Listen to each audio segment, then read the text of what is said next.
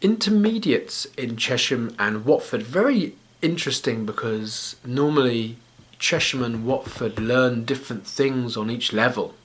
However, on the intermediate group this term, you're both learning the same stuff, which is great. Makes it easier for me, actually. So we're looking at the past.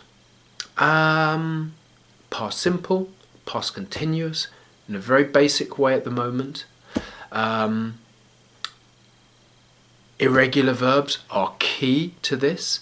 Now, remember where we left things last week, especially in Watford. We didn't quite get through the lesson. We were looking at the pronunciation of regular verbs in the past. You've all been given a little piece of homework to do. Now, this is essential. It's essential that you complete this homework by the time we come back to school. That is to think about the ending of each regular verb when you put it into the past tense. These will be boarded next week as the beginning of the lesson.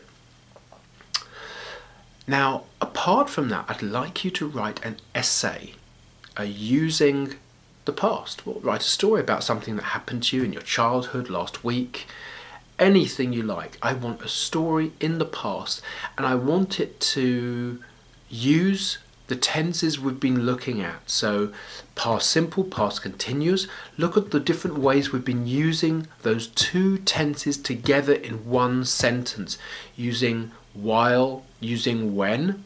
We also played around with the word because. We also played around with the word during, which I'd really like to see in your essay because this causes a lot of confusion.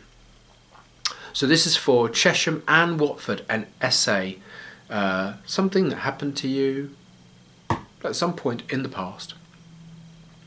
Look at irregular verbs in English grammar in use. They are far more extensive than in the old red books because you've now moved on, you're intermediate students. So it means you've got a lot more irregular verbs to learn. Try to look at a little bit every day. Go back to your address books.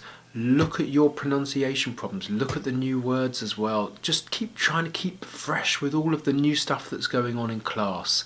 And we'll see you in about a week's time, I think.